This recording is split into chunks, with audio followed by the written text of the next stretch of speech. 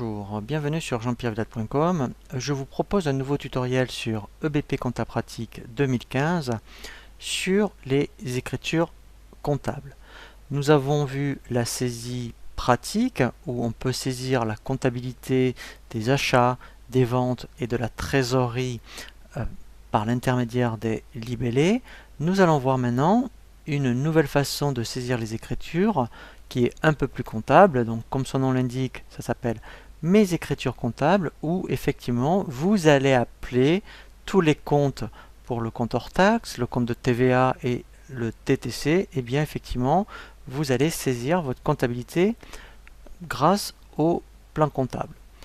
Pour cela, nous avons ici mes écritures comptables. Alors nous allons justement saisir un achat, une vente et un règlement. Comme ça vous allez voir concrètement comment se passent mes écritures comptables.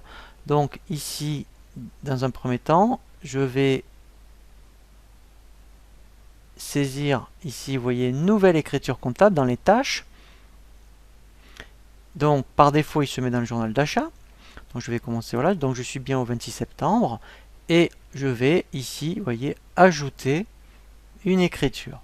Donc pour cela, soit avec le clavier, vous voyez, j'appuie sur la touche Entrée. À chaque fois que j'appuie sur la touche Entrée, je me déplace de zone à zone. Alors, c'est l'idéal en fait, hein, lorsque vous êtes dans cette forme de saisie, de plutôt utiliser le clavier que la souris. Donc là, effectivement, dans mes écritures comptables, on est obligé d'appeler les numéros de compte. Donc là, si je commençais par rapport à une facture de téléphone Orange, donc vous voyez, je suis obligé de saisir le compte 401. Donc là, il m'affiche effectivement tous les fournisseurs qu'il connaît. Voilà. Donc là, je vais saisir, mettons, une facture de téléphone.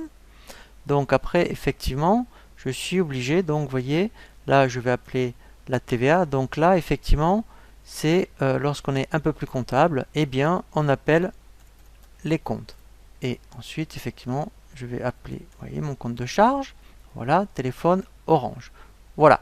Et là, si je veux solder l'écriture, vous voyez, donc j'ai un petit bouton qui est équilibré. Mais l'avantage, c'est que, vous voyez, j'ai une touche de raccourci F12. Donc si j'appuie au clavier sur F12, eh bien, il me solde l'écriture. Donc ça, c'est intéressant.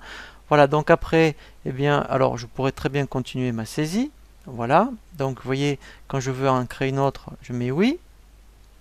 Voilà, donc lui, en fait, vous voyez, donc c'est... Il ne me garde pas toutes les écritures hein, dans les écritures comptables, c'est un petit masque où à chaque fois que je saisis une écriture, ben après il l'injectera dans la saisie pratique mes achats, on va voir. Donc là maintenant, je pourrais très bien saisir une vente, donc là je change de journal. Donc là je vais prendre VE, voilà. Et là pareil, je ajoute une facture, donc là je vais saisir un client, voilà. Donc là je saisis. Voilà, donc là, mettons, j'ai fait une vente, voilà. Je vais saisir ma TVA, voilà. Et mon compte de produit, par exemple, voilà, prestation de service, et je fais F12. Voilà, et là, mon écriture est terminée. Donc, c'est vrai que là aussi, l'avantage, on peut, vous voyez, si je voulais consulter le compte, je peux ici, vous voyez, avec le petit bouton consulter le compte, eh bien, je vais consulter le compte. Voilà, client top bureau. Voilà, donc après on verra justement ce qu'on peut faire dans le consultation et lettrage. Mais là, avec cette forme de saisie, on peut faire quelques opérations. Après, effectivement, on peut aussi faire ce qu'on appelle des traitements sur les écritures. Donc là, on est en mode brouillard. Si je voulais valider l'écriture, vous voyez ici, j'aurais un petit bouton vert ici en statut, elle serait verte, où je pourrais faire une écriture de simulation. Alors on verra tout ce qui est contrepassé, réimputer une écriture. Donc là, c'est vraiment comptable. On verra sur un autre tutoriel en fin d'année, justement, pour ce qu'on appelle les écritures d'inventaire, s'il y a besoin de contrepasser ou réimputer. Ici, mon écriture est donc terminée. Voilà, donc là, vous voyez, si je voulais en créer une nouvelle, je mettais oui. Et là, il m'en rajouterait après une nouvelle écriture. Donc maintenant, après, ben, je pourrais passer dans mon journal de banque. Voilà, donc là, je vais basculer, mettons, sur la Banque Populaire. Voilà, pourquoi pas. Je fais ajouter et je pourrais très bien régler, voilà, ici, donc mon client. Donc là, qui m'a réglé, les, mettons, ben, justement, les 200 euros. Voilà, donc là, c'est vrai que c'est un peu plus comptable parce que vous voyez, il faut connaître l'essence débit crédit. Voilà, donc il ne faut pas se tromper. Et là, automatiquement, vous voyez, il me la met après le 512 par défaut, puisque quand on a vu le tutoriel sur la création des journaux, on a demandé ce qu'on appelle une contrepartie de ligne à ligne. Voilà, et là, voilà, vous voyez, mon écriture est terminée. Voilà, donc là, c'est pour ça qu'en fait, ça s'appelle effectivement mes écritures comptables, puisque là, vous voyez, donc là, on a bien après, ici, et bien en fait, on voit bien toutes les écritures qu'on a passées. Après, on pourrait même ici, vous voyez, visualiser que les achats, par exemple, voilà.